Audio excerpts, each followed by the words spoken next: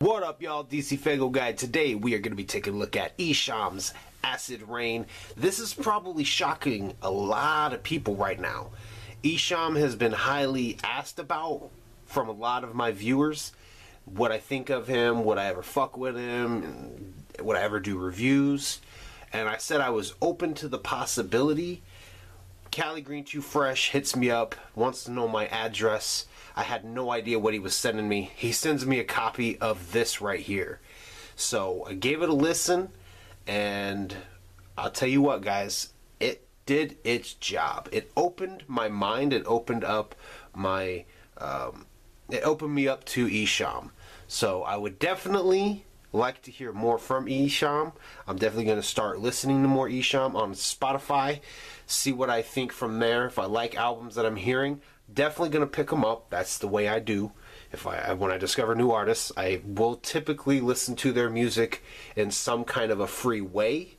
I mean, Spotify is not really free, but I have a membership, I have the ability to listen to his older stuff. So if I find something I like, I will definitely be picking it up, and I will definitely drop future reviews. But let's go ahead and jump into my review of Acid Rain. That is the front. Pretty fucking sweet. You know, Esham had transitioned. I don't know at this point if he had fully transitioned from Esham the Unholy into Esham the Boogeyman. Obviously, this dropped around the time of the Wraith. ICP made the big reveal of they follow God, so I suppose having somebody signed named Esham the Unholy kind of contradicts that in a way. I don't think it really did, you know, so I don't know if maybe that was an Esham decision, a mutual decision, or if it was kind of like ICP being like, hey, you know, you guys are signed, I mean, you're signed, but we kind of need you to switch it up, you know. I don't fully know, but it is what it is. Pretty fucking sweet, looking fucking sinister there. We'll go ahead and pop it open. There you have the disc. Pop it off, nothing behind, it's black. Here we got over here this little, basically this album, I would sum it up as a sampler, if you will. So there you have a very long track list. We'll open it up. This is a little crusty. Oh, very crusty.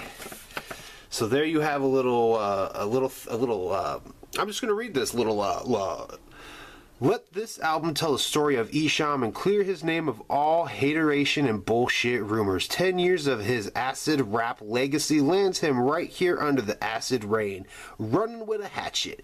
Can you handle this CD? Are you scared of Esham? Have you heard the rumors? Who is supervillains? Are you caught up in the entertainment? Good, you should be. This is where the wicked shit started.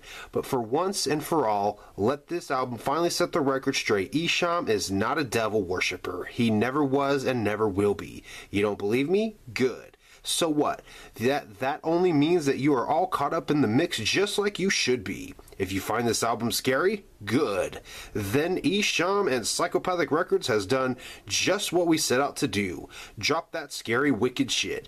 To Esham in his real life, the devil is about as real as the Blair Witch Project. Welcome to the game of entertainment, y'all. Welcome to the wicked shit, as wicked as it gets.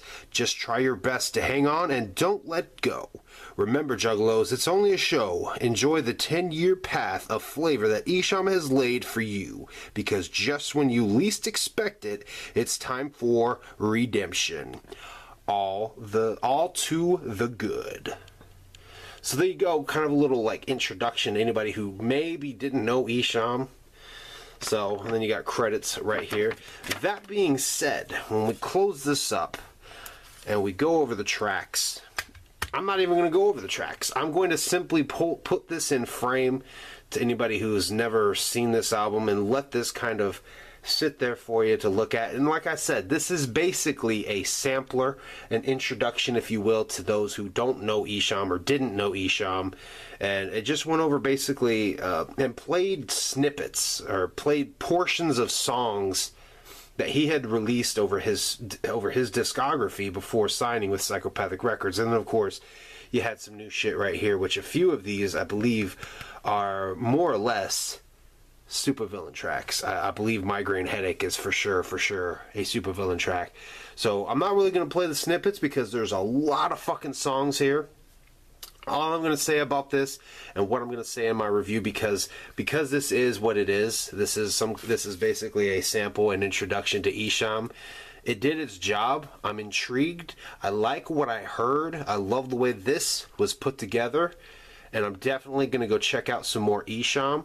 So that being said, tell me what you guys think. Do you think this album did its job? You know, from that little excerpt that I read to you guys, do you think it was successful in helping introduce you to Esham and open you up to Esham? At the time you had listened to this or discovered this, if you didn't know Esham, did it do its job, or does it do its job now? Because it did do its job for me, and I'm definitely going to go check out some more Esham. That being said, leave your thoughts down below. Thank you guys for watching, and I will see you guys next time.